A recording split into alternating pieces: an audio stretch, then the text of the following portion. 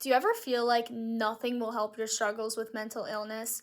Have you tried everything from talk therapy all the way to even goat yoga? Well, one mechanism that many people overlook when they think about coping with mental illness is music therapy. Not many people know that music is scientifically proven to help individuals mentally, physically, and emotionally. And music therapy can help with all different types of mental illnesses, including depression, anxiety, OCD, ADHD, and more.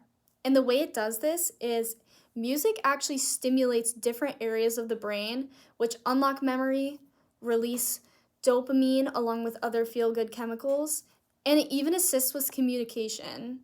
Now, in my personal experience, I have struggled with mental illness my entire life, and I've tried almost everything there is to try. Every trick in the book, you name it, I've tried it.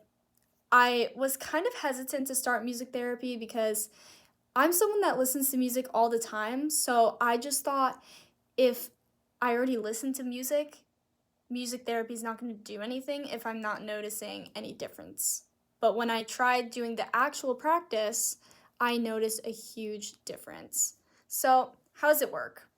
Well, it's often mistaken as just listening to music when it involves so much more than that. It's not just listening to feel better and immediately have those benefits, it's a precise practice that you need to be consistent with. And there's four different categories. The first one is just listening to music. And the most effective way to do this is to choose certain songs that you and your therapist agree will stimulate your brain both emotionally and cognitively.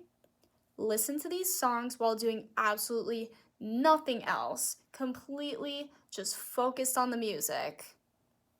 And the next one, recreating.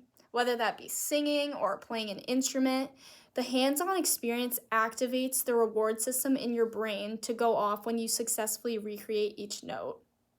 The next one is creating original music. Now, this one's a little bit more difficult because it does require a lot of thinking, a lot of time, a lot of patience, but this really delves into the critical thinking and creativity parts of the brain that are activated when you write each part of a song. And while these things are able to be done on one's own time, it's most effective when you're seeing someone who's licensed in music therapy. Now, the last one is especially useful to have a therapist with you, and this is the last category, which is games. This might sound kind of crazy, but if you ever heard of Name That Tune, you play a little part of a song, you think about it, try and name it, or you try and finish the lyrics. This is actually proven to create neurotransmitter connections in a positive way to improve creativity, critical thinking, and mental health. So, now that you have an idea on what it is, I'm going to try and explain to you guys the science behind it. So, according to Zatar, the process of deciphering sounds involves many different brain areas that work in connection to perceive the sound at the same time that you're also perceiving the emotional values from a specific sound, melody, or song. And this perception occurs through a series of events, starting with the sound waves. Before it even reaches your brain, the sound waves have this vibration and it gets turned into an electric signal, which is then processed by your auditory nerve and into the brainstem, which activates your prefrontal cortex, allowing for the perception of a specific sound. Now, it may just sound like I described the scientific process of hearing, but when this is done with intention and planning, these positive connections in your brain get stronger each time. And it releases dopamine in the brain, which is linked with mood stability and motivation.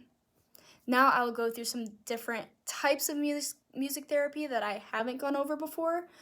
The first one is group therapy. This usually takes place in hospitals, nursing homes, foster homes, schools, mental health establishments, and this is when you share the experience of music therapy with others to create not only connections from the music to yourself, but also yourself to everyone around you.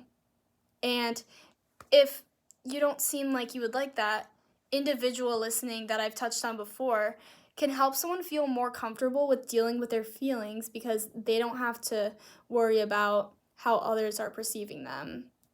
And then the last one, which is writing music, I have touched upon that, but writing helps people put their emotions into a form of art.